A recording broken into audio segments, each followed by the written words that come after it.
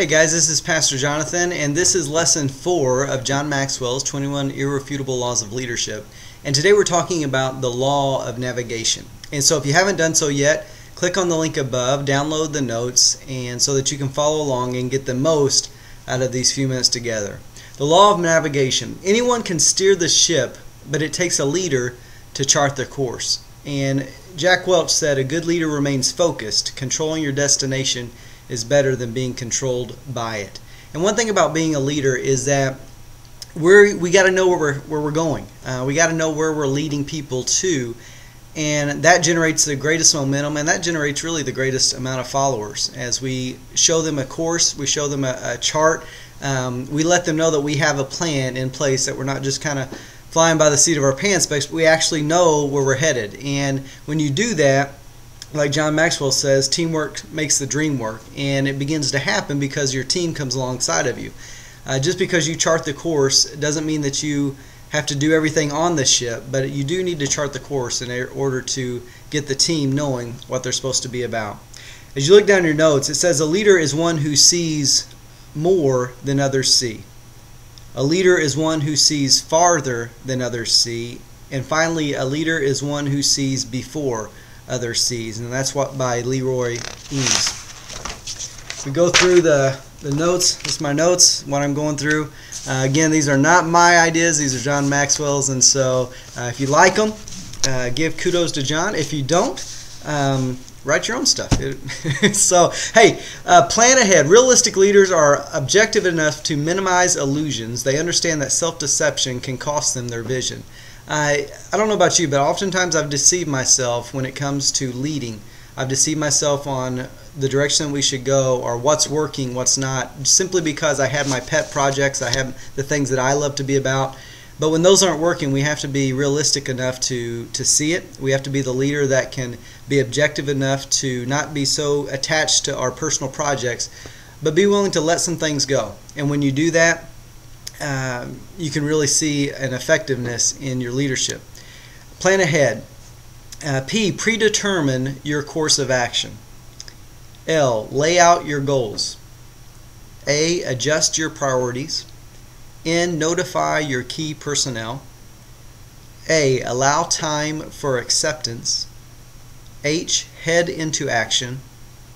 E, expect problems. A, always point to your successes. And D, daily review your progress. If you do these things, if you plan ahead acrostically like this, you'll see your leadership level go up, and you'll see the effectiveness of your leadership increase. And it's because you're being determined, you're being proactive about the things that you need to do as a leader, the thing that you need to do for your team, and you're being realistic. Predetermining your course of action, laying out your goals, adjusting your priorities, notifying your key personnel, allowing time for acceptance, heading into action, expecting problems. And yes, there will be problems. Anytime you have motion, you have friction, and so problems are going to come when you begin to grow as an organization, when you begin to grow as a ministry. Wherever that growth is taking place, know that problems will come. A, always point to your successes. There's nothing wrong with lifting up the great things that the ministry is doing. It's not bragging. It's not lifting up yourself. It's just saying, hey, this is what God has done. And it's really bringing to light, as the Word says, bringing our testimony, and it's encouraging to believers. And so when we have great things that are happening, we need to lift up those successes. We need to lift up those things that are happening in our ministry that are really great and positive things. We need to always point to our successes. And finally, daily review your progress. See where you're at on the plan. Are you high? Are you low? Are you missing the mark? As you daily review it, you'll be able to adjust your sails accordingly and continue to go forward. So the secret of the law of navigation: preparation. When you prepare effectively, you are able to navigate effectively. So preparation is the secret to the law of navigation. And finally, it's not the size of the project that determines its acceptance, support, and success. It's the size of the leader. If you have great dreams for your ministry, if you have great dreams for your business, if you have great dreams for your family, whatever it is, it's not the size of those dreams. It's not how big those dreams are. It's not the cost of those dreams. What really people are looking at is you. And if they see you as the type of leader that can accomplish those things, they're going to follow.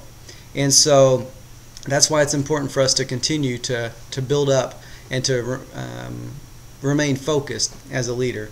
Finally, you look at the questions: do I know where I'm going? Should I take my people with me? If so, what is the process? Have I shared the vision and the process with my leaders? And have I received their input and blessing? As you answer those questions, I look forward to seeing you rise as a leader, and we look forward to seeing you in the next lesson of the 21 irrefutable laws of leadership. Hey, guys, have a great day. We'll talk to you later.